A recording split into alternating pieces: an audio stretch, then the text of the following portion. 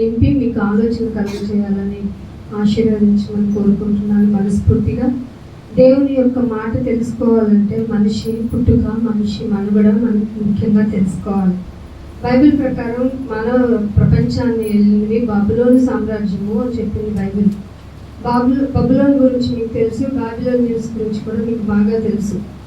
ఆ బాబిలోను మహా శిఖరాన్ని వాళ్ళు కట్టాలనుకున్నప్పుడు డెవలప్మెంటే కదా అని మనం మానవ సహజ లక్షణంగా అనుకుంటాం. కట్టడాల గురించి మాట్లాడుకుంటున్నప్పుడు కానీ ఆలోచించుకున్నప్పుడు కానీ ఏమనుకుంటామంటే పెద్ద పెద్ద కట్టడాలు కట్టుకోవడం మనం గొప్పగా అభివృద్ధి చెందినట్టు అనుకుంటాం. కానీ దేవుడు అది చూసి బాధపడ్డాడంట, అందరినీ డివైడ్ చేసి పడేశాడంట. ఎంతగా డివైడ్ చేశాడంటే తెల్లవారు లేవగానే వాళ్ళ లాంగ్వేజ్ అంటే వాళ్ళకి తెలియనంతగా.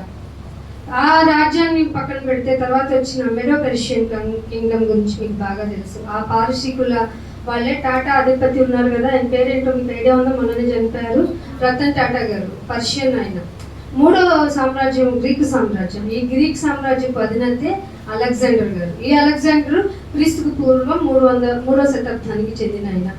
ఈయన ప్రాసెస్లోనే, ఈయన వే ఆఫ్ రూలింగ్లోనే గ్రేకీయులుగా ఉన్నటువంటి వాళ్ళు ఇక్కడికి కనుమల ద్వారా వాళ్ళు ఇండియాలోనికి ప్రవేశించారు. వాళ్ళే ఎవరని చెప్తున్నారు? ఆర్యులు. ఇంకొకళ్ళు ఆర్యులతో పాటు ఇంకొకళ్ళు ఎవరు వచ్చారు? ఎవరికైనా లేదా?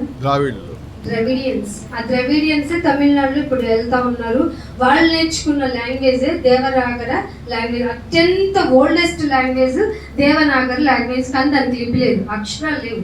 లిపి లేదంటే దాని నుండి వచ్చినవే సాంస్క్రిట్, దాని నుండి వచ్చినవే తెలుగు. తెలుగుకు లిపి ఉంది కానీ సాంస్క్రిట్కి లిపి లేదు. ఇవన్నీ ఎందుకు చెప్తున్నానంటే లక్షల సంవత్సరాలండి మన ఇండియన్ గాడెస్ యొక్క హిస్టరీ అని చెప్తున్న వాళ్ళకి అసలు మనకి స్కూల్లో నేర్పించిన హిస్టరీ కానీ ప్రపంచం మొత్తం ఉన్న ట్రూత్ కానీ తెలియాలి. ఇవన్నీ తెలియాలి, అప్పుడే బైబిల్ నీకు అర్థం అవ్వాలి. హిస్టరీ తెలియకపోతే బైబిల్ అర్థం కాదు, కాస్మాలజీ తెలియకపోతే దరిద్రం అంతకంటే అర్థం కాదు, దేవుడి యొక్క గొప్పతనం అస్సలు అర్థం కాదు. మీరు మీ యొక్క జీవితం ఇంతే అనుకుంటున్నారు. మీకు కనపడే జీవితం చాలా చాలా చిన్నది. మేమే ఉందలే, ఇక్కడే గడిపేయాలి, ఇక్కడే బాగుండాలి, ఇక్కడే ప్రేయరు ప్రకృతి ఇంకా ధనదార్జన ఇంకా వస్తు కనుక వైడూర్యాలన్నీ కలిగి ఉండటమే గొప్పతనం అనుకుంటున్నారు. కానీ కాదు. ఇంకొక విషయం ఏంటంటే వీళ్ళు చూపించే కల్చర్లో చీరలు అని వచ్చిన ఆ కాన్సెప్ట్ బైబిల్లో చెప్పింది 3 లేదా 4వ శతాబ్దంలోనే వచ్చాయి. అది ఎక్కడి నుండి వచ్చినాయి అనుకున్న? చైనా నుండి వచ్చింది. చైనా నుండి వచ్చిన ఆ కల్చర్ని మాకు లక్షల సంవత్సరాలు అని చెప్పడం కూడా మనం నమ్మలేకపోతున్నాం. ఏంటి, నువ్వు చేయాల్సింది ఏంటి, నీ గురించి నువ్వు తెలుసుకోవాల్సింది ఏంటంటే ముందు దేవుడు అర్థం కావాలంటే నీకు నువ్వేంటో అర్థం కావాలి. నేనంటే 2 చేతులు, నేనంటే 2 కళ్ళు, నాకు ముక్కు, నాకు తినాలి అనిపిస్తుంది, ఆకలిస్తుంది, నిద్రపోవాలనిపిస్తుంది, లేస్తున్నాను, పగలవుతుంది, పని చేసుకుంటున్నాను, రాత్రి అవుతుంది, నిద్రపోతున్నాను, డే ఇలా గడిచిపోతుంది, అలా అయిపోతుంది, నేను పెరుగుతున్నాను, నా బాడీ పార్ట్స్ కూడా పెరిగిపోయింది, నేను చిన్నప్పుడు ఇంతే ఉన్నాను, ఇప్పుడు ఇంత అయ్యాను, నా కాళ్ళు ఇలా ఉన్నాయి, నా వేళ్ళు ఇలా ఉన్నాయి. అసలు నీ గురించి నీకు ఆలోచన లేనప్పుడు దేవుడు అర్థం కాడండి, అస్సలు అర్థం కాడు. అర్థం కాకపోగా నీకు ఏదో శక్తి నడిపిస్తుందని ఒక భ్రమను కల్పించేసుకొని దాని ప్రకారంగా దానికి ఏదో నేను మెస్మరైజ్ అంటే దాన్ని ఆధీనపరచుకోవడం, దాన్ని వశీకరణ చేసుకోవడం, లేదంటే దానికి నేను ఒక ఫలితాన్ని ఇచ్చి నువ్వు నాకు ఇంకా మంచి బాగా చేయని పూజలు చేసుకోవడం అంటూ నేర్చుకున్న ఈ మానవ జాతికి నీ గురించి నువ్వు తెలుసుకోవాల్సిన అవసరం ఎంతైనా ఉంది. నీ గురించి నువ్వు తెలుసుకోకపోతే నువ్వు దేవుని గురించి తెలుసుకోలేవు. ఎందుకంటే నిన్ను చేసింది ఆయన చేశాడు అంటే నువ్వే ఒక మెరాకిల్. అదే చెప్తున్నాడు దావీదు గారు, మీకు తెలుసు కదా, నువ్వు నన్ను కలుగజేసిన విధము చూడగా ఆశ్చర్యమును. అసలు మిమ్మల్ని గురించి మీకు ఎప్పుడైనా భయం అనిపించిందా? ఇదేంటి నాయన, ఒక జంతువుకి మ్యాక్సిమం ఎన్ని కలర్స్ పడతాయో తెలుసా? మహా అయితే 7 కలర్ల వరకు మ్యాక్సిమం, అంతే. మనిషి ఏది గుర్తుపట్టడు చెప్పండి? ఈ కలర్ నేను గుర్తుపట్టలేకపోయినా చెప్పగలడా? కన్నే కదండి. కన్ను ఎన్ని మెగా పిక్సెల్, ఎంత దూరంలో ఉన్నదైనా గుర్తుపడతావు, ఎన్ని సంవత్సరాల క్రితందైనా గుర్తుపెట్టుకుంటావు, చూడగలవు, మాట్లాడగలవు, వాసనతో గ్రహించగలవు, మనిషి వైబ్రేషను, వండిన విధానం కూడా గుర్తుపెట్టి ఇది మా అమ్మ చేసింది, మా నాన్న చేశారు, మా వాళ్ళు చేసిన పనితీరు ఇది ఇలా ఉంటుందని స్టాంప్ వేసుకొని చెప్పగలిగేంత కెపాసిటీ ఉన్న నీకు అసలు నాకు ఇంత పవర్ఫుల్, ఇంత పవర్, నేను ఏదైనా చేయగలను అనుకునేటువంటి కెపాసిటీ ఇచ్చింది ఎవరు? ఆలోచించావా? అందుకే ఒక మాట చూపిస్తాను. కీర్తనల గ్రంథము 37వ కీర్తన చూడండి. 37వ కీర్తన 5వ వచనం. ఏమిటట? ఎవరికి అప్పగించాలి? ఆయనకి ఎందుకు అప్పగించాలి? ఆయన ఎవరు మధ్యలో మనకి? ఆయన ఎవరండి? ఇండియన్ దేవుడు కాదుగా, ప్రపంచానికి దేవుడు అని ఇక్కడ మనం ఎంత గట్టిగా చెప్పుకున్నాం, బయటకు వెళ్తే ఒప్పుకోవట్లేదే. ఆయన ఎవరో ఎలా చెప్పాలో చూపిస్తాను. దీని దగ్గరికి మళ్ళీ వద్దాము. కీర్తనలు 2వ కొరింథీయులకు రాసిన పత్రిక 6వ అధ్యాయము 18వ వచనం చూడండి. 6వ అధ్యాయము 2వ కొరింథీయులకు రాసిన పత్రిక 18వ వచనం. మరియు నేను మిమ్మల్ని చేర్చుకొందును. బాబోయ్ మమ్మల్ని చేర్చుకో అని పెద్ద పూజ చేయక్కర్లేదు. బాబోయ్ మమ్మల్ని అంగీకరించు అని ఒక ప్రక్షాళన హోమం చేయక్కర్లేదు. బాబోయ్ మేము పాపులము, మాకు పాప పరిహారార్థం ఈ గొర్రెను బలిస్తా, ఆ మేకను బలిస్తా, గుర్రాన్ని బలిస్తా, ఈ దానం చేస్తా, ఆ దానం చేస్తా, కన్యాదానం వరకు కూడా నేను వెనకాడను అనుకునే నీకు దేవుడిచ్చే ప్రశాంతమైన వాక్యం ఏంటో తెలుసా? నేను నిన్ను చేర్చుకుందును. ఎందుకు చేర్చుకుంటాను ఆయన? ఎందుకు చేర్చుకుంటాను అంటే మీకు తండ్రినై ఉందును. ఇది ఎవరన్నా చెప్పారా? ఇది ఎక్కడన్నా దొరికిందా మీకు? దేవుడు మనకు తండ్రి. ఇది అరిచి చెప్పాలి క్రైస్తవ సమాజమా. మన దేవుడు ప్రపంచానికి తండ్రి. దేవుడు అంటే అబిసి వాళ్ళ, ఐఏసి వాళ్ళ, ఓసి ఎక్కడి నుంచి వచ్చినాయి అన్ని? మానవ సమాజాన్ని మొత్తాన్ని ఏకగ్రీవంగా ఒప్పుకున్నాను, నేను చేర్చుకుంటున్నాను రా. ఎందుకంటే నేను మీకు తండ్రిని, మీరు నాకు కుమారులు కుమార్తెలై ఉందురని సర్వశక్తి గల ప్రభువు చెప్పుచున్నాడు. మాట్లాడే దేవుడు, సర్వము శక్తి కలిగిన మహాశక్తి ఆయన. ఏం చెప్తున్నాడు తెలుసా? నేను మీకు తండ్రిని, మీరు నాకు కుమారులు కుమార్తెలు, నేను మిమ్మల్ని చేర్చుకుంటున్నాను. అందుకు అప్పగించాలి మార్గాన్ని. అర్థమైందా? మళ్ళీ మా కీర్తన 31కి వచ్చేయండి. కీర్తన గ్రంథము 37వ అధ్యాయము 5వ వచనం. నీ మార్గమును అందుకు అప్పగించాలి. ఎవరికి పడితే వాళ్ళకి అప్పగించకూడదు మన మార్గాలను. భర్త సరైన వాడైనా అవ్వకపోయినా తలొగ్గు అంది, తండ్రి సరైన వాడు కాకపోయినా గౌరవించు అన్న బైబిలు. నీ యొక్క మార్గాలని మాత్రము నాకు అప్పగించు అంది. నీ ప్రవర్తన అంతటిలో నా అధికారానికి ఒప్పుకోనింది. ఏమంటున్నాడు ఇక్కడ? నీ మార్గములు నాకు అప్పగించు, నీవు ఆయనని నమ్ముకో. నీవు ఆయనని నమ్ముకో, ఆయన నీ కార్యం నెరవేరుస్తాడు. తక్కువ అంచనా ఎక్కువైంది. దేవుడు అని నువ్వు చెప్పుకునే జనులు గొప్పవాళ్ళు అన్నాడంటే ఆ దేవుడు ఇంకెంత గొప్పవాడు, ఆ దేవుని యొక్క కెపాసిటీ ఇంకెంత గొప్పది. ఆయన నీ కొరకు తగ్గించుకొని నిన్ను చేర్చుకుంటాను, కుమారుడుగా కుమార్తెగా స్వీకరిస్తాను, నేను నీకు తండ్రినై ఉంటాను, ఎందుకంటే నేను సర్వశక్తి గల దేవుణ్ణి అంటున్నాడు. అంటే అసలు ఏమన్నా మనం అనుమానించచ్చా? అస్సలు అనుమానించకూడదు. కానీ మనకి ఎక్కడా ప్రాబ్లం రాదు.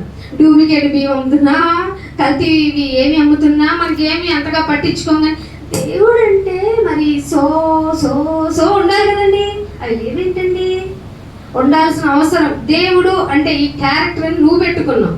ఆయన వర్ణించలేడు, ఆయనకి మెజర్మెంట్ లేదు, అందుకే ఆయన అనంతుడు. అర్థమైందా? అనంతుడు అంటే నువ్వు ఎక్కడ పెట్టినా ఆయన మీటర్ అసలు నువ్వు క్యాచ్ చేయలేవని అర్థం. అందుకే ఏమంటున్నాడు 5వ వచనంలో, ఆయన వెలుగు వలె నీ నీతిని, వెలుగు వలె నీ నీతి ఎలా ఉంచాలనుకుంటున్నాడంటే బ్రైట్ గా, మధ్యాహ్నం వలె నీ నిర్దోషత్వమును వెల్లడి పరిచేంతగా నిన్ను రూపుదిద్దుకుంటాడు. మా చాలా మంది తల్లిదండ్రులు గొప్పగా చెప్పుకుంటారు, మా పెంపకం అలాంటిదండి. ఈ పెంపకానికి రండి, ఆ తల్లిదండ్రుల ప్యాంపరింగ్ పేరెంటింగ్ కూడా పనికిరాదు. వాళ్ళ పేరెంటింగ్ స్వార్థపూరితమైంది. వాళ్ళు ఎందుకు బాగా ట్రాన్స్పరెన్సీగా ఉంటారు అంటే, వాళ్ళు ఎందుకు పెంచుతారు అంటే, వాళ్ళు బాగా క్రమశిక్షణలో ఉంటే మంచి ఉద్యోగంలోకి వెళ్తారు, మంచిగా సంపాదిస్తారు. వాళ్ళు సంపాదించుకుంటే ఆ వృద్ధాప్యంలో నాకు ఎంతో కొంత సపోర్టివ్గా ఉంటారు. స్వార్థపూరితం పేరెంటింగ్ కూడా.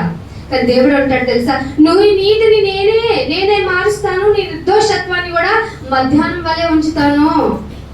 దానివల్ల ఫలితం ఏంటంటే అది నీకేనా ఉపయోగం, నాకేం ఉపయోగం లేదు. ఏ ఉపయోగం లేకపోయినా నీ కొరకు ప్రతి క్షణం ఆలోచించేది ఆ పరమ తండ్రి. అందుకే నేను ఎప్పుడు దేవుడు అనే దానికంటే ఆయన్ని దేవుడి కన్న తండ్రి. చాలా మంది దేవుడు మనకంటే ఏంటంటే తల్లి ఉండాలి కదండి, తండ్రి. అయ్యో అవి మన రిలేషన్స్, దేవునికి ఆ రిలేషన్స్ అక్కర్లేదు, అవసరం లేదు. ఆయన కావాలంటే రాళ్లతో పుట్టించగలడు, ఏమైనా చేయగలడు, ఏమైనా చేసుకుని మీరు ఈ మధ్య ఒక పాట ఇప్పుడు ట్రెండ్ అవుతుంది కదా, ఏమైనా చేయగలడు, కథ మొత్తం మార్చగలడు. పాజిటివ్గా అయితే ఓకే, నెగిటివ్ అయితే ఏంటయ్యామో నాకు అదిట్టు మార్చాం, నీ పాటే మళ్ళీ కదా. పాట నచ్చింది, సిచ్యువేషన్స్కి బాగుంది కాదు, మన ఆధ్యాత్మిక జీవితానికి ఎంత ప్లస్ అవుతుంది, వెరీ ఇంపార్టెంట్. అందుకే ఇదే మాటలో 31వ అధ్యాయ కీర్తనకి రండి. 31వ కీర్తన 15వ వచనం చూడండి. నా కాలగతులు నీ యొక్క ఆయుష్ పెరగాలంటే ఈ పూజ చేసుకోవాలి, ఎన్ని రోజులు అక్కడ ఉండాలి, అన్ని రోజులు ఎలా ఉండాలి, ఫుడ్ ఇలా తీసుకోవాలి, ఇక్కడెక్కడ కాదు హిమాలయాలకు వెళ్ళిపోయి తపస్సు చేసుకోవాలి, అప్పుడు మనం మరణం లేని జీవితాన్ని పొందుకుంటాం. ఇలాంటి పిచ్చి మాటలు అసలు నమ్మకండి. వాళ్ళు భారాన్ని పెడతారు కానీ చిటికిన వేలుతో కూడా తీయని వాళ్ళు మనల్ని రూల్ చేస్తున్నారు. ఈ సంఘంలోనైనా అవుట్ అయినా. కానీ దేవుడు ఏం చెప్తున్నాడు, దేవుణ్ణి తెలుసుకున్న ఒక భక్తుడు ఏం చెప్తున్నాడు, నా కాలము నా గతి ఎవరి వర్షంలో ఉన్నాయి, దేవుని వర్షంలో ఉన్నాయి నాయన చెప్తున్నారు. ఎప్పుడన్నా టైం నాదిరా, నా గతి నేను ఇప్పుడున్న ఈ సిచ్యువేషన్ అంతా నేను నా కష్టార్జితం. అబ్బో నీ ఆరోగ్యం ఉంది కాబట్టే కదా, నీకు అన్నీ బాగున్నాయి కాబట్టే కదా. కానీ ఇవన్నీ ఇచ్చిన దేవుడి సంగతి ఏంటి? అదే దేవుడు, అదే అన్ని చేస్తున్నారు, నన్ను మర్చిపోయారు. అదేంటి దేవా వస్తున్నాము, పెదాలలో మా పాటలు వలిగిపోతున్నాయి, పెదవులతో మాత్రము మీరు పాడతారు. తర్వాత హృదయం ఎక్కడ తీసుకు, అసలు నాకు కావాల్సిందేంటి, దాన్ని మాత్రం ఇవ్వాలంటే నాకు ఇరిటేషన్ అయినా, ఎందుకంటే అది ఎట్లా పడితే అట్లా ఆలోచించుకునే శక్తిని నేను దానికి ఇచ్చేసా. నా హృదయానికి అన్లిమిటెడ్ ఏమైనా ఆలోచించుకుంటుంది. కానీ నీకు తెలియంది ఏంటంటే నీ హృదయంలో ఆలోచన కూడా పుట్టక ముందే one of the reason why you are choosing god అనే దానికి ఒక రీజన్ ఏంటంటే నా హృదయంలో ఆలోచన పుట్టక ముందే నా గురించి ఎరిగి నేను ఎంత చెడ్డదాన్నో తెలుసుకొని నాన్న నువ్వు మారితే నీకు ఛాన్స్ ఇస్తానని తన కుమారుణ్ణి బలియాగం చేసి నాకు మళ్ళీ పునరుద్ధానము మరలా లేచే అనుభవాన్ని కలిగించింది దైవత్వము. అంత మంచి దైవత్వాన్ని నేను ఎలా వదులుకోవాలి, అసలు ఎందుకు వదులుకోవాలి అని ప్రశ్న ఎప్పుడైనా వేసుకున్నారా? ఇలా వదులుకోను సరికదా, ఎలాగైనా నా దేవుని శక్తిని ఎంత మందికి పడితే అంత మందికి నేను చెప్పాలి కదా, మంచిది అని తెలిసి చెప్పని వాడు, మేలైనది అని తెలిసి చేయని వాడికి పుట్టగతులు ఉంటాయా?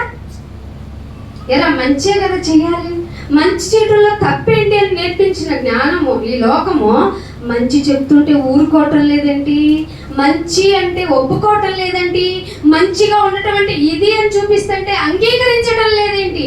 ఎందుకంటే దాని యొక్క ఆశలు లోకం ఆశలతో మింగిలైపోయింది. మానవ సమాజపు ఆశలన్నీ ఎవరితో మింగిలైపోయినాయి? లోకం వేరు, మనుషులు వేరండో. లోకము ఎవరి అధీనంలో ఉంది? అయ్యో తప్పు, సాతాను అధీనంలో ఉన్నాయి. ప్రస్తుతము కొంచెకాలము అది విడిచిపెట్టబడింది. ఎందుకు విడిచిపెట్టబడిందో తెలుసా? నీ కెపాసిటీ ఏంటో ఆయన ముందు రుజువు చేయటానికి. నువ్వే అనుకున్నా బతకాలి, తినాలి, త్రాగాలి, మళ్ళీ ఈ జీవితం రాదు, చస్తే రేపేమీ లేదు కాబట్టి ఈ రోజు ఎంజాయ్ చేసేయండి, ఈ రోజే మీ ఇష్టం వచ్చినట్టు మీ ఎథిక్స్ ఏంటో మీకంటూ ఒక రూల్ పెట్టుకున్నారు కదా, ఆ రూల్ మీకు మాత్రమే కన్వీనియంట్ అయింది. కానీ సమాజానికి అస్సలు ఇష్టం లేని కన్వీనియంట్ గా నీకు మాత్రమైన రూల్ పెట్టుకొని సమాజానికి చీడ పురుగులైన వాళ్ళు సంఘంలోనికి చేరి సంఘాన్ని కూడా చెడగొట్టేస్తున్నారు. సో మారాలి మనం, ఇంకా అలర్ట్ గా ఉండాలి మనం. అందుకే అంటున్నాడు కీర్తనలోనే 19వ కీర్తన చూడండి. 19వ కీర్తనలోనే ఒక మాట చూపిస్తాను. 4వ వచనం 19వ కీర్తన ఎవరి గురించో ఇక్కడ ఇంట్రడ్యూస్ చేస్తున్నాడండి దేవుడు. వాటి కొలనులు భూమి అందంతటా వ్యాపించి ఉన్నాయి, భూది గంతముల వరకు వాటి ప్రకటన బయలు వెళ్ళుచున్నవి. వాటిలో పెద్ద ప్రయారిటీ దేవుడు వేసాడంట. ఎవరికంట? సూర్యునికి గుడారమే వేసేసాడంట. ఏంటో పై మాట చెప్తున్నాడు చూడండి. ఆకాశములు, 1వ వచనంలో ఆకాశములు, మీరేమో ఆకాశం మాట ఎత్తకంటే దానికి మనకి సంబంధం లేదంట. నో, మనం ఆకాశం గురించి తెలుసుకోవాలి, ఎందుకంటే అది నిజంగా ఆశ్చర్యం. ఆకాశములు దేవుని మహిమ. ఎక్కడ ఎవరు వివరిస్తున్నాయంట? ఆకాశంలో సూర్యుడు, చంద్రుడు, నక్షత్రాలు, ఇలా ప్రతిదీ ఆయన మహిమ ఏంటో ఎలా ఉంటుందో for example for taste of అన్నట్టుగా చూపిస్తున్నాయంట. ఆకాశములు వివరించుచున్నవి. అంతరిక్షం ఏంటో తెలుసా? చేతి పని. చాలా మంది ఇందాక అన్నాను కదా, ఎవరి పనో ఏంటో ఇట్టే చెప్పేయచ్చు. ఆకాశాన్ని, అంతరిక్షాన్ని చూస్తే అది చేతి పని తెలిసిపోతుందంట. ఎవరన్నా చేయగలమండి? ప్రపంచంలో నేను దేవుణ్ణి, దేవతని, నాకు మహాశక్తులు ఉన్నాయి, నేను దేన్నైనా నియంత్రించుకోగలను, దేన్నైనా ఆపగలను అనుకునే వాళ్ళు అంతరిక్షాన్ని మేనేజ్ చేయగలరా? సూర్యుడిని ఆపుకోగలరా? చంద్రుడిని ఆపుకోగలరా? మాకు అవన్నీ వద్దండి, వరదలతో కొట్టుకుపోతున్నాం. ఇందాక వింటున్నాం, ఎప్పుడోనంట స్వతంత్రం రాకముందు జరిగినటువంటి పరిస్థితుల ప్రభావం ఇప్పుడు ఈ 2025లో ఉంటుంది. ఆ వరదల వల్ల 12% ఆఫ్ పీపుల్ చచ్చిపోయారంట. అది ఆపొచ్చు కదండి, మీరు ఆధీనం చేసుకున్నాం, మాకు పంచభూతాలు మా ఆధీనంలో ఉంటాయి అన్నవాళ్ళు ఆధీనం చేసుకొని ఉండొచ్చు కదా, ప్రాణ నష్టం తగ్గుతుంది కదా, ఇలాంటి ఉపయోగకరమైన పనులు చేయొచ్చు కదా. ఎందుకు చేయటం లేదంటే మీరు మనుషుల్ని భ్రమపరుస్తున్నారు. కానీ దేవుడు ఏం చెప్తాను, మీరు నోరు మూసుకున్నారు కనుకనే నేను కొన్నిటికి పని చెప్పాను. ఆకాశములు, అంతరిక్షము ఆయన చేతి పనిని ప్రచురపరచుచున్నవి. ఆకాశము దానికి పైగా ఏం లాంగ్వేజ్ లో అంటావా? కింద చెప్తున్నాడు, పగటికి పగలు బోధ చేస్తుంది. పగలు నిన్న నా పని చేశానమ్మా, ఇంకో రేపు రాబోయే పగలతో అంటుందంట. చాలా మంది మారలేదు, మరి దేవుడి నిర్ణయం ఏమిటో తెలియదు. చాలా మంది మొద్దు మారిపోయారు. వాళ్ళ కృత్యములు, వాళ్ళ కార్యకలాపాలు చూస్తుంటే తొందరగా నాయన నువ్వు సెలవిస్తే స్మాష్ చేస్తామంటున్నాడు. కానీ ఇంకొక పగలు వచ్చిందంట, లేదు లేదు, ఆయన వాత్సల్యతను పెంచుకున్నాడు, నన్ను కూడా నీలాగే సహనంగా ఉండమన్నాడు. సో మనుషులందరినీ నేను కాపాడుకున్నాను. ఇది పగటికి పగలు బోధ చేస్తున్నది, రాత్రికి రాత్రి జ్ఞానం చెబుతున్నది. ఎవరైనా చెప్తారా మీకు ఇలాగా? పగలైపోతుందో, రాత్రి అయిపోతుందో, రోజు అయిపోతుందో, మనం 40, 50, 70, 80 సంవత్సరాలకు వచ్చేది ఈజీ అనుకుంటున్నారా? గ్యారంటీగా పగలు మాట్లాడుకుంటుంది, రాత్రి భరించలేకపోతున్నాను, మనుషుల ఆలోచన తలుచుకుంటేనే నాకు కోపం వస్తుంది తండ్రి, ఏం చేయమంటారు, మీ ఆజ్ఞ కోసం మేము ఎదురు చూస్తున్నాం అంటే రాత్రి, రాబోయే రాత్రి అందంట నాకు కూడా దేవుడు నో యాక్షన్ అని చెప్పాడంట. మళ్ళీ రాత్రి గడిచిపోతుందంట. ఇలా పగలు రాత్రి కలిస్తేనే నీకు ఇన్ని సంవత్సరాలు అయింది. మరి వాటికి ఉన్న భాష ఏంటి? లేదట. వాటికి భాష లేదు, మాట లేదు, వాటి స్వరం వినపడదు. వాటి స్వరం వినపడితే మనకు డిస్టర్బెన్స్, అవునా కదా? గాలి ఇన్ని కిలోమీటర్ల వేగంతో ఇస్తుండే, బాబో ఈ గాలి ఏంటి నాయన, ఆ శబ్దాన్ని భరించలేకపోతున్నాను, శబ్దాన్ని భరించలేకపో, ఉన్న మొక్కల్ని, కొమ్మల్ని, చెట్లని అన్ని పడేసి బిల్డింగ్లు కూడా లాక్కుండా పోతున్నా, ఈ గాలినే మనం తట్టుకోలేమే. ఏమనుకుంటున్నారు దేవుడు అంటే మీరు? ఏ విధంగా ఆయనకి వర్షిపింగ్ చేస్తే మేము ప్రసన్నం చేసుకోగలం? అందుకే అంటున్నాడు, వాటి కళ నూలు భూమి మొత్తం వ్యాపించింది. నువ్వు ఎక్కడికైనా వ్యాపించావు? అసలు నీ స్వరం ఎక్కడికైనా వ్యాపించిందా? నువ్వు ఏమన్నా దేవునికి చెప్తున్నావా? భాష లేనివే, మాట లేనివే, స్వరం లేనివే భూమి యొక్క కొల నూలు వరకు వెళ్ళిపోయి ప్రకటన చేస్తుంటే ఇంట్లో నుంచి కదలని పరిస్థితి నీది. ఏది? ఆయన గొప్పతనం తెలిసి, ఆయన ఆశ్చర్యకార్యాలు తెలిసి, ఆయన ఎంత ఘనుడో తెలిసి, ఆయన ఏమవుతాడో తెలిసి మోగపోయిన నీ గొంతులకు లెసనే ఆయన వాటికి చెప్పాడంట. అయితే వాటి ప్రకటనలు బయలు వెళ్ళుచున్నవి, వాటిలో ఆయన సూర్యుడికి పెద్ద గుడారం వేశాడంట. సూర్యుడి గుడారం అయితే కాలిపోదా? నీ కెపాసిటీ, నీ నాలెడ్జ్ ప్రకారం తండ్రి ఉంటే తల్లి ఉండాలి, తల్లి ఉంటే దేవుడు ఉంటే దేవుడు అమ్మ కూడా ఉండాలంట. నీ బుర్రకు అదే తెలుసు, నీ రిలేషన్స్ అవే తెలుసు. కానీ దేవుడికి రిలేషన్స్ సంబంధం లేదు. రక్త సంబంధం, రిలేషన్స్ మనుషులకు మాత్రమే. మనుషులు మరి ఎందుకు ఇచ్చావు నాయనా? ఇది నాకు తెలియాలి, ఇది నాకు తెలియాలి. అందుకే నేను నిర్గమాకాండము 9వ అధ్యాయము 16వ వచనం.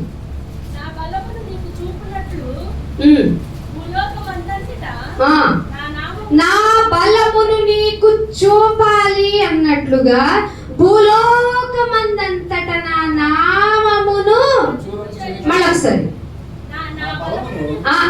నా నామమును ప్రచురము చేయనట్లు, నా నామమును ప్రచురము చేయనట్లు ఇందుకే నేను నిన్ను అందుకొచ్చానా నేను భూమి మీదకి, అందుకొచ్చానా.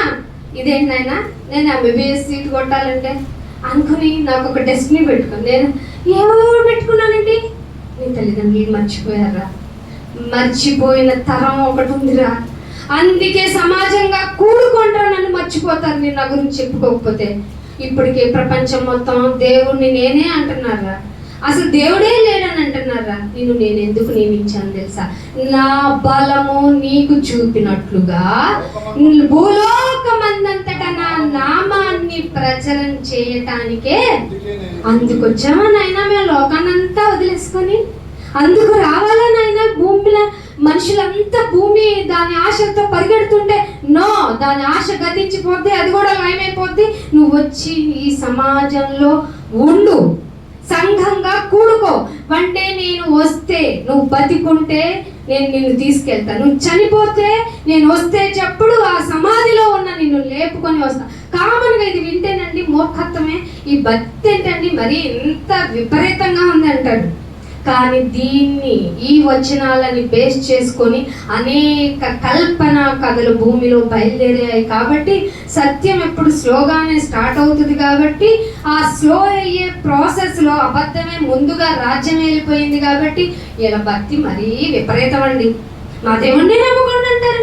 అరే మన దేవుడు రా బాబు, ఇప్పుడే చెప్పాను, మన దేవుడు అంటే మన తండ్రి. బాబోయ్ నాయనో అని చెప్పాలి మీకు.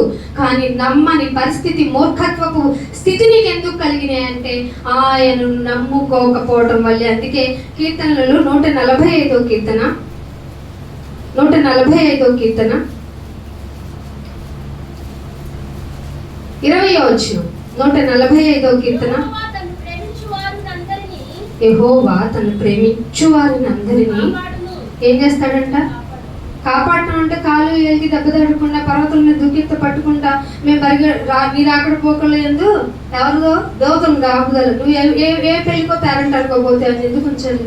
అసలు ఆయన డెస్టినీ నీకు ఇది, నిన్న నామాన్ని ప్రచురణ చేయించుకోవడానికే నిన్ను నియమించుకున్నాను, అందుకే శరీరపరమైన రూపం నీకు ఇచ్చాను అన్నప్పుడు కూడా నా రాకపోకలు నీ అందే అని నువ్వు పెట్టుకొని లోకపరమైన పనులన్నిటికి వెళ్తే ఆయన అసలు నీ రాకపోకలు తోడుకుంటాడా? చాలా మంది అంటే విపరీతమైన అతిదేవతారాధన, కదిలితే మెదిలితే ప్రార్థన అంటారు, కానీ క్రియలు మాత్రం అలా ఉండవండి. క్రియలు అసలు ఉండవు. ఆయన మీద విశ్వాసం ఉంచినట్లుగా ఆయన వాళ్ళ మాటలు ఉండవు. నీ హృదయము నిండిన దానిని బట్టే నీ విశ్వాసం ఎంత తీవ్రత కలదో నీ మాటలే చెప్తున్నాయి. ప్రతిదానికి ప్రార్థన అంటావు, ప్రతిదానికి చాలా మంచిది. అసలు ఊపిరి సలుపుకోకుండా ఆయనకు ప్రార్థన చేయాలి. దానికి నీ మోకాళ్ళు నేల మీద గుంటలు అక్కర్లా, నీ హృదయంలో గుంటలు పడిపోవాలి. అది ఎంత దీనత్వాన్ని సంతరించుకోవాలంటే దేనికి రియాక్ట్ అవ్వనంతగా సంతరించుకోవాలి. అసలు ప్రార్థన చేస్తున్నావా? దొరికితే కునికేస్తావు ఇక్కడికి వచ్చి. నీకు దేవుని భయం ఉన్నట్ట? అసలు నిన్ను నీవు నియంత్రించుకోలేని వాడివి, నిన్ను నీవు నియంత్రించుకోలేని దానివి. అబద్ధం ఆడకుండా ఉండడం అనే ఆ సహజంగా మనలో పెట్టబడిన లక్షణాన్ని పోగొట్టుకోగలమా? ప్రాచీన స్వభావాన్ని పోగొట్టుకోవడం కుదురుతుందా? ఎంత సాధన చేస్తే పాతదండి అది ఎప్పుడో చేశాను మర్చిపోయానని చెప్పగలుగుతాం. చెయ్యనండి నాకు రాదండి మర్చిపోయానని అని చెప్పగలుగుతాం. చాలా మంది ఈ లోకంలో ఉన్న ఆ ప్రాచీన స్వభావాన్ని వదులుకోకుండా సంఘంలోకి వచ్చేసారు. ఇంకా వదులుకోవడంలో వాక్యం ఎంత హెచ్చరించినా ఇంకా వదులుకోకుండా వాళ్ళ జీవితాలను నాశనం చేసుకుంటున్నారు. అందుకే ఏమంటున్నాడు? ఆయన మేలు చేస్తాడు, తను ప్రేమించు వారందరినీ కాపాడుతారు, అయితే భక్తిహీనులందరినీ ఆయన నాశనం చేస్తాడు. నా నోరు మాత్రం యెహోవాను. భక్తిహీనులు ఎప్పుడవుతారు? నేను నా కోసం నిన్ను పెట్టుకున్నా, నా పనిని చేయనప్పుడు నాకేమైపోతావు? ఎనిమి అయిపోతావు. అదే దేవుడికి పని చేయనప్పుడు భక్తి లేకపోవడమే కదా, చెప్పిన మాట వినకపోవడమే భక్తి లేకపోవడం కదా.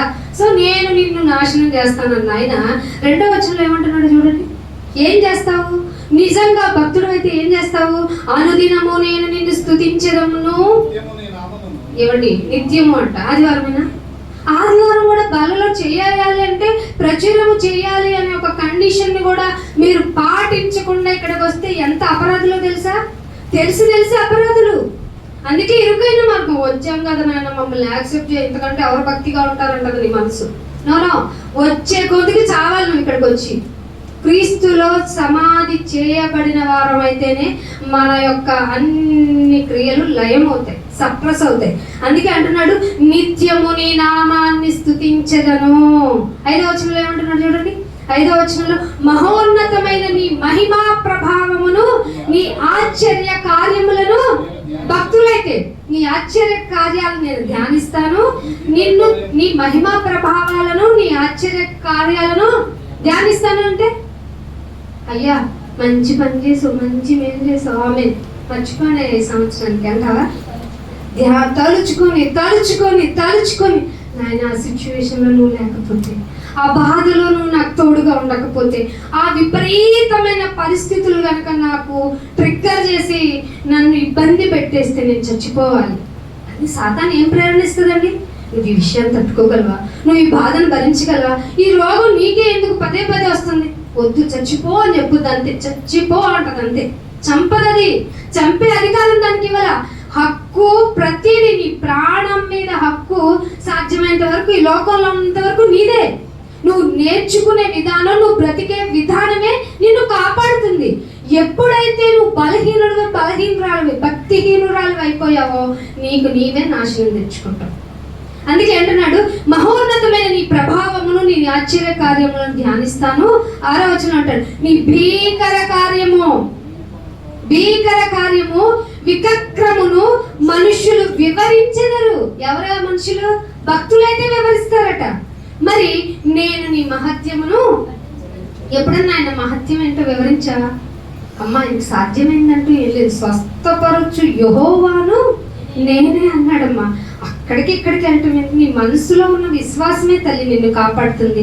మంచి వాక్యం ఉంటే నీ హృదయం బాగుపడుతుంది. వాక్యం మంచిగా చెప్పే చోటకు వెళ్ళు. ఎక్కడ చెప్పట్లేదు అక్క అని మళ్ళీ నీ దగ్గరికి కనుక వస్తే రా మా దగ్గరికి అని చెప్పు. ఎందుకంటే కల్పన కథల దుర్వ చెవులు గలవారు ఎక్కువైపోతారు కదా. ఈ దుర్వ చెవులు ఉన్న వాళ్ళు ఇంటికి వెళ్ళి ఇయర్ గ్రూప్ ఏరోడు పెట్టుకుని వాళ్ళు దురద తగ్గించుకోవచ్చు. కానీ వీళ్ళు దురద ఏంటో తెలుసా? ఏంటి చెప్పు మరంటే అనగానే ఈ చెవులు ఏమవుతాయి? ఎలిఫెంట్ చెవులు అవుతాయి, అంటే చాటడంత అవుతాయి. వాక్యం అంటే ఇంతే అయిపోతాయి. ఉన్న చెవులు కూడా మూసేసుకుంటారు. అలాంటి వారు ఎక్కువైపోయారు కాబట్టి వాక్యం కోసం ప్రాకులాడేవాళ్ళు ఈనాడు సమాజంలో లేనే లేరు. ఉన్న కొద్ది మంది. అందుకే మొదటి వారు ఇది మర్చిపోకూడదు. ఇది ఎవరు చెప్పారు? యేసు ప్రభువు స్వయంగా చెప్పారు.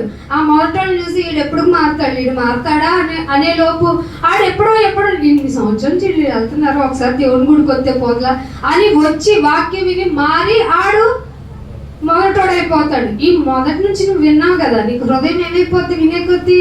వినే కొద్దీ విశ్వాసం పెరగాల్సిన పోయి క్రొవ్విపోద్ది. నాకు తెలియదా భాష, నాకు తెలియని రిఫరెన్సా, నాకు తెలియని మాటలా అంటూ నీ హృదయం క్రొవ్వి ఆయన స్థుతించడానికి పెదవులు మాత్రమే ఉపయోగిస్తాం. అందుకే ప్రార్థన చేయాలంటే, పాట పాడాలంటే మైక్ ప్లీజ్ అంటాం. ఆయన ఇక్కడికి వచ్చేసి ఎంతసేపు అయినా నీ గురించి ప్రార్థన చేసుకుని ఒకే సంఘంలో ఉండదు. ఫర్ యువర్ కైండ్ ఇన్ఫర్మేషన్, మీరు మౌనంగా కూర్చొని ఆరాధన సమయంలో మిమ్మల్ని గురించి, మీ కుటుంబాల గురించి ప్రలాపించే టైం ఆరాధన సమయంలో ఏ సంఘం ఇవ్వదు. మీకు ఆ టైం ఇవ్వబడింది. మేబీ మీకు అవసరమేమో. లేదు అలాంటి సద్వినియోగం చేసుకోకుండా నిద్రకో లేకపోతే టైం పాస్కో కబుర్లకో బయటకు వెళ్ళిపోయాం అనుకోండి, ఎవరు ప్రాబ్లం? ఎవరి దగ్గర ఉందో తప్పు? మన దగ్గరే. అందుకే 7వ వచనంలో కూడా ఏమంటున్నాడు చూడండి. 7వ వచనంలో మహాదయాళత్వం, మామూలు దయ కాదంట అది ఆయనది. ఆ దయే తత్వముగా పెట్టుకున్నది ఆయన. మహాదేవుడు ఆ మహాదయాళత్వమును గూర్చి దయాదాక్షిణ్యం 8వ వచనంలోనే మీరు చదువుతుంది. దయాదాక్షిణ్యములు గలవాడు ఆయన, ఇవన్నీ చెప్తున్నాడు. దీర్ఘశాంతంగా. అమ్మ ఎంత శాంతంగా ఉంటాడు మీ దేవుడు? నువ్వు మారేదాకా. మారలేదని నన్ను తిట్టడా? నీ జీవిత కాలం ఇచ్చాడు. ఆఖరి క్షణంలో మారినా నిన్ను ఒప్పేసుకుంటాడు. అలా నువ్వు కావాలని టైం స్పెండ్ చేసి ప్రొలాంగ్ చేస్తే ఖచ్చితంగా నిన్ను మధ్యలోనే హఠాత్తుగా చేస్తావు. దేవుడితో పెట్టుకోమాక. నీ మనోగతాలు, మనో ఆలోచనలు అన్ని తెలిసిన ఆయనతో ఆడుకోవద్దు. నువ్వు ఎందుకు ప్రొలాంగ్ చేస్తున్నావో ఆయనకు తెలుసు. కానీ చివరి క్షణం వరకు నీకు ఆయన టైం ఇచ్చాడు. ఆయన దయాదాక్ష్యములు గలవాడు, ఆయన దీర్ఘశాంతుడు, కృపాతిశయం గలవాడు. 10వ వచనం చూడండి. ఇంటికి వెళ్ళి మీ అధ్యాయం అంతా చదవండి. యెహోవా నీ క్రియలన్నీయు నీకు కృతజ్ఞతాస్తుతులు చెల్లించుచున్నవి. అయితే నీ భక్తులైతే నిన్ను సన్నుతించేస్తారు. చాలా మంది సన్నుతిస్తున్నారా? ఆయన గురించి ప్రచురణ చేస్తున్నారా? పగలు చెప్పుకొని ఓదార్చుకున్నాయి, రాత్రి చెప్పుకుంటున్నాయి. వాటి యొక్క ప్రభావం భూమి కొలనూల వరకు వెళ్తే, అరే నేను నా ప్రచురణ నిమిత్తం ఏర్పాటు చేసుకున్నాను అంటే నువ్వేమన్నా మారావా? అసలు ఆలోచిస్తున్నావా? ఇది ఇవ్వు నాయనా అని వస్తావా గుడికి? ఇంకేమి ఇవ్వాలరా? జీవమును ఊపిరిని దయచేస్తున్నాను, అది సరిపోదురా నీకు? అవి ఉంటే నువ్వు బతుకుతావు కదా. బతికితే ఏమైనా సాధించవచ్చు కదా. ప్రాణం ఉంటే చాలు కదా. ఏదైనా మనం సాధించుకోవచ్చు. గుప్పడు మెడుగులు కాదు కడుపులోనికి వేసుకొనొచ్చు.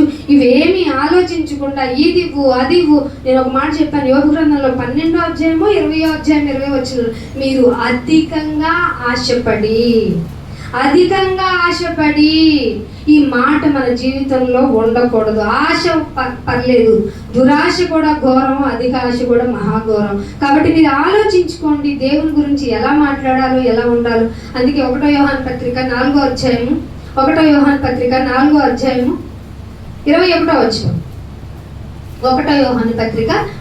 అధ్యాయము 21. దేవుణ్ణి ప్రేమించేస్తున్నాను నాయన. నువ్వు అంటే ఎంత ప్రేమ అంటే వచ్చి ఒక పాట పాడుతాను నాయన. నువ్వంటే ఎంత ప్రేమ అంటే అందరూ వచ్చిన తర్వాత పాట పాడుతాను నాయన. నువ్వు ఎంత ప్రేమ అంటే పబ్లిక్ గా ప్రార్థన చేస్తాను నాయన. నేను అదిగా ఎప్పుడు చెప్తాను, పబ్లిక్ గా ప్రార్థన కరెక్ట్ కాదు. మన ప్రార్థన మన ఒంటరిగా ఉన్నప్పుడు చేసే ప్రార్థనే కరెక్ట్ అయిన ప్రార్థన. అప్పుడు మన గురించి మనం రియలిస్టిక్ గా ఆయనకి వినిపిస్తాం. నిజమైన భక్తులమైతే. అందుకే ఏమంటున్నాడు, దేవుణ్ణి ప్రేమిస్తున్నాము అన్నవాడు తన సహోదరుని కూడా ప్రేమించవలనది ఆజ్ఞ. ఏంటంటే ఇది ఆజ్ఞ అతిక్రమిస్తే, ఈ ఆజ్ఞ ఏంటి కొత్త ఆజ్ఞలా ఉంది, ఎప్పుడు వినని ఆజ్ఞలా ఉంది, మాకు 10 ఆజ్ఞలే తెలుసా అంటారు. అంటే మీరు ఇంకా ట్రెండ్ లోకి రాలా. దేవుడు ఎప్పుడో న్యూ టెస్ట్ ట్రెండ్ లోకి తెచ్చాడు ఆయన. అదేంటో తెలుసా, చాలా నిన్ను వల్ల నీ పొరుగు వాడిని అన్న ఆయన దాన్ని కొంచెం రీమోడిఫై చేసి నీ సహోదరుని ప్రేమించాలి నాయన. నేను ఎప్పుడు అడుగుతాడు ఆయన, నిన్ను బాగా ప్రేమించాను కదా నాయన, అందుకే గుడికి వచ్చాను కదా నాయన, అందుకే దశమ భాగం ఇచ్చా కదా నాయన, అందుకే కూడం పెట్టించా కదా నాయన, అందుకే గృహ కూడిక పెట్టించాను కదా నాయన అంటే, ఇవన్నీ తీసాను పో. నువ్వేం చేసావు? అసమాధానంగా ఉన్న ఒక సహోదరుని పట్టుకొస్తాడంట ఆయన. ఏమంటాడట, నీ సహోదరుని కూడా ప్రేమించాలన్న ఆజ్ఞ మనము ఆయన వలన పొంది ఉన్నాం. ఇప్పుడు ఆజ్ఞను పాటిస్తున్నారా మీరు? ఆజ్ఞను వదిలే సహోదరుని పో, ఇంట్లో వాళ్ళు ప్రేమిస్తారా? వాళ్ళ బలహీనులైనా వాళ్ళని చెప్పే విధానం, వాళ్ళతో మాట్లాడే విధానం, వాళ్ళని ఫార్మేట్ చేసే విధానం ఏమైనా నేర్చుకున్నారా? ప్రాసెస్ చేసుకుంటున్నారా? ఎరా వినవా అంటే ఎందుకు వినాలి? వాడు ఎండో, వాడి ట్రెండే అలాంటిది, వాడి జీనే అలాంటిది, వాడికి నీకంటే ముందు టెక్నాలజీ వాడి చేతిలోకి వచ్చేసింది. వాడు దేన్ని వినడు, వినాలని అనుకోడు. నువ్వు దేంతో గనక మారిస్తే మారతాడో తెలుసా? నీ మాట కాదు, ఆయన మాట. ఆయన మాటలు చెప్పి మార్చాలి. నువ్వు మారవా అంటే మారడు. మార్చాల్సింది నువ్వే, ఇంకా మారాల్సింది కూడా నువ్వే. మారకుండా నేను ప్రేమించేస్తున్నాను ఆయన, బలలో చేతులేస్తున్నాను ఆయన అన్న ప్రతి వాళ్ళకి శిక్ష, మహాశిక్ష మీకు గ్యారంటీగా ఉందని ఇందు మూలంగా మీకు ఏదో సవినీయంగా మనవి చేసుకుంటున్నాను అన్నమాట. బాబోయ్, బల్ల తీసుకోవటం ఎంత డేంజరా? ఖచ్చితంగా డేంజర్. తీసుకోవడం ఆషామాషి కాదు. దీన్ని ప్రభు వల్ల పొంది తిని మీకు ఇస్తాను.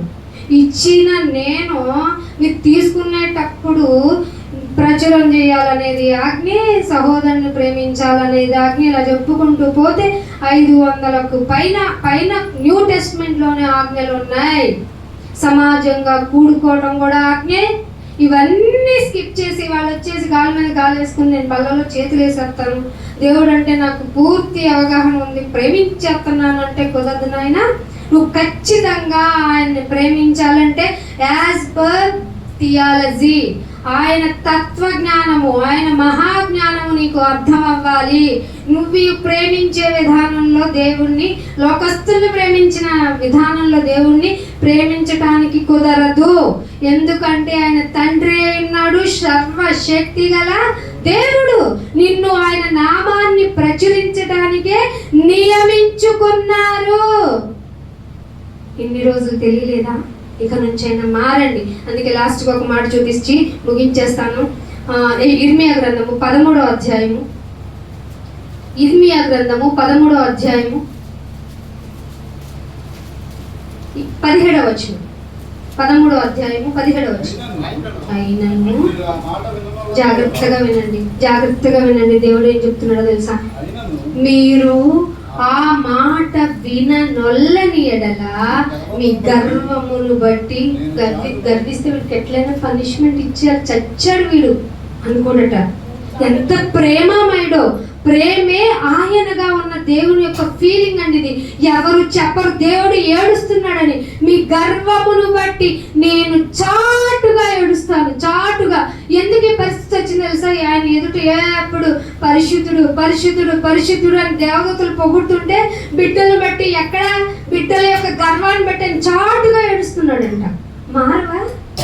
సృష్టికర్త అయిన దేవుణ్ణి కూడా కంటనీరు పెట్టి ఇచ్చావంటే నువ్వు ఎంత దుష్టకుడివి, దుర్మార్గత కలిగిన వాడివి. అందుకే అంటున్నాడు, అందుకే నేను చాటున ఏడుస్తాను, యెహోవా మంద చెరపట్టబడినందున.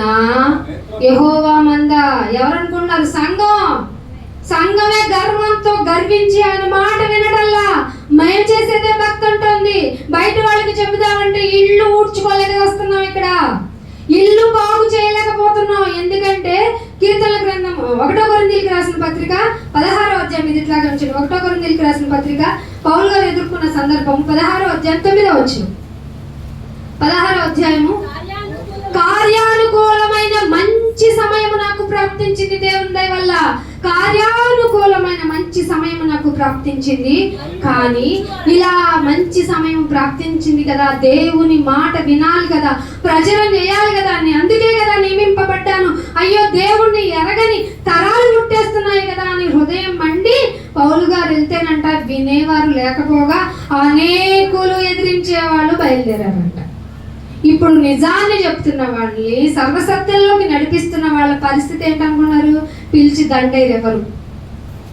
భ్రష్టత్వము సంఘంలోనికి వచ్చేసి ఎవరు దేవుడు అనబడునో, ఎవరు పూజింపబడాలో దానిని అంతటిని ఎదిరించు. 1వ దశలోనికి రాసిన పత్రిక 5వ అధ్యాయంలో ఉంటుంది, ఇంటికి వెళ్ళి దానిని అంతటిని ఎదిరించు తానే దేవుణ్ణి అనుకొని అది మాత్రమే పూజలు అందుకుంటుంది. మీరేమనుకుంటున్నారు? సంఘానికి వెళ్తే ఇంకా మంచి జరుగుద్ది అనుకుంటున్నారా?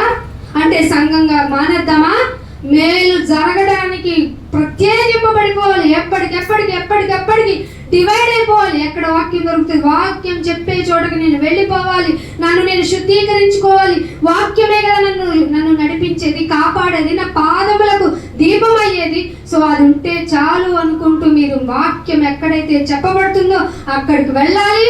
వాక్యాన్ని, సత్యాన్ని చెప్పే వాళ్ళకి సహకరించాలి. కానీ అనేకులు ఎదిరించేవారు ఎదురైపోయారంట. అందుకే నేను చాటున ఏడ్చేస్తున్నాను. ఇర్మియా గ్రంథం 13వ అధ్యాయం 23వ వచనం. ఇర్మియా గ్రంథము, కూషు దేశస్థుడు తన మార్చుకోవచ్చా? మార్చుకోగలరా? చిరుతపులి తన మచ్చలను మార్చుకుంటుందా? జెనెటికల్ గా ట్రై చేయొచ్చు. మేబీ అలా జెనెటికల్ గా ట్రై చేయొచ్చు అనేది పాసిబిలిటీ ఉందంటే నువ్వు కూడా మారినట్టే. మారవు, కామన్ గా మారవు. చదవమ్మా. మార్చుకోగలిగిన ఎడల కీడు చేయుటకు అలవాటు పడాం. మనం ఏం చేస్తున్నాం? అసలు కీడు చేస్తున్నాం అని తెలియ. ఇట్లా చాలా మంది అండి, మేము వీళ్ళని చెప్పని, వాళ్ళని చెప్పని, వాళ్ళు చెప్పడానికి లేదు, వీళ్ళు చెప్పడానికి లేదు, అసలు క్రైస్తవులు ఏంటి మాకు వచ్చి చెప్పడం ఏంటి, అసలు క్రైస్తవులు ఏంటి మార్చేస్తున్నారు అని చెప్పి. అరే బాబు, మేము చెబుతుంది మంచి. మీరేం చేస్తున్నారు? కీడు చేయటానికి అలవాటు పడిపోయారు. వాళ్ళు వదిలేయండి. సంఘంలో ఎవరన్నా అమ్మ మంచి వాక్యం చెప్పా, మంచిగా చెప్తున్నారన్న వాళ్ళు ఇంకోసారి ఎక్కడ కూడం పెట్టిస్తారు చెప్పండి? ఖర్చుతో కూడిన పని. అందుకే మేము ఎక్కడికి వెళ్ళినా మా చేతులతో, మా కష్టార్జితంతో మేమే చెప్పి మేమే మళ్ళీ వాళ్ళకి చాలా మంది ఏమంటే వీళ్ళు మీటింగ్ పెట్టారంటే వీళ్ళు ఏదో ఆశిస్తున్నారండి. ఏం ఆశిస్తారు? వాక్యం సర్వసత్యంలోకి వెళ్ళినాడు అన్నీ వదిలేసుకొని దేవుని కోసమే బ్రతికే వాళ్ళు ధనం కోసం ఆశపడతారా? పైగా ఉద్యోగం చేసుకునే వాళ్ళు అసలు ఆశపడతారా? వాళ్ళకి ఉద్యోగంలో సరిపడిన సంతుష్ట సహితమైనది ఉంది కదా.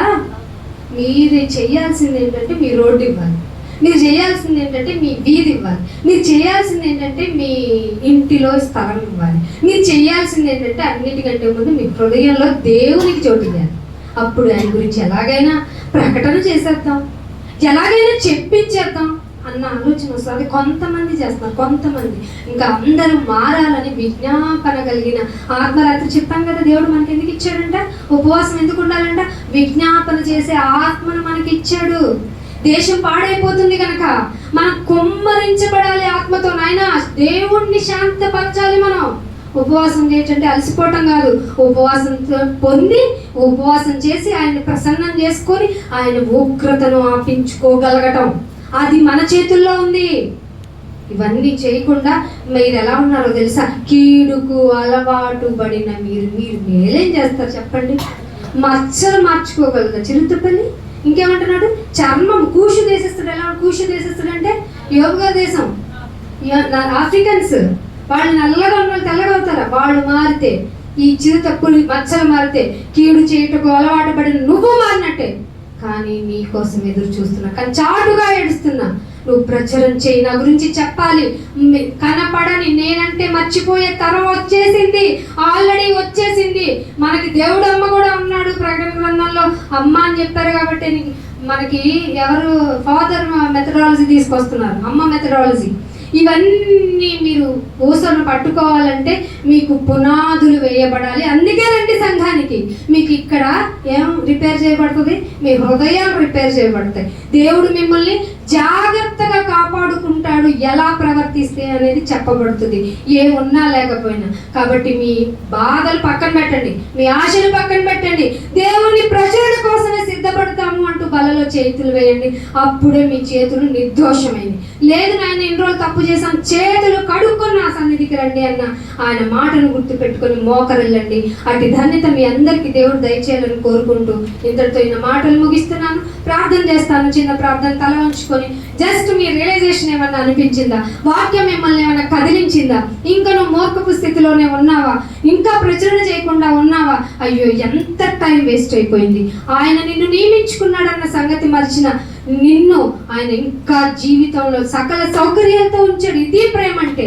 తండ్రి నీకు ఎంతో వందనాలైనా, నీ ప్రేమని అర్థం చేసుకోలేము. ఎంత ప్రేమనైనా, ఎంత త్యాగం. ప్రపంచం అంతా విగ్రహము అంటూ, ఇదిగో ఇదే నన్ను పెంచి పోషించింది, ఇదే నాకు మేలు చేసింది, ఇదే బాగా నన్ను నడిపించింది అని వారి యొక్క మూర్ఖపు భక్తిలో వెళ్ళిపోతుంటే, జ్ఞానయుక్తమైన మార్గంలోనికి మమ్మల్ని తీసుకొని వచ్చి సంఘమైన నీ యొక్క నాయన కన్యకను సిద్ధపరచుకునే జతలోనికి మమ్మల్ని చేర్చిన విధానం బట్టి స్తోత్రాలు.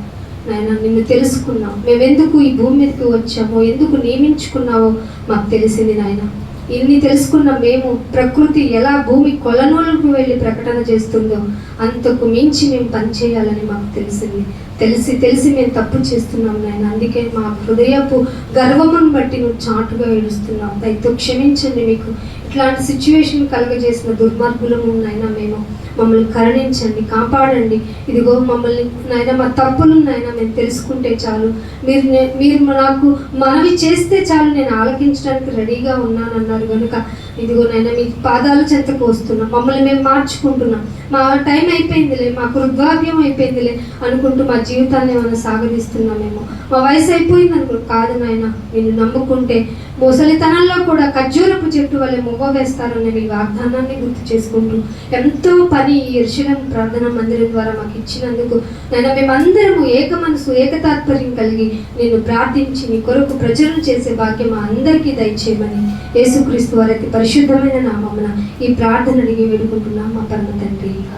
ఆమేన్. Thank you all of you. God bless you to all.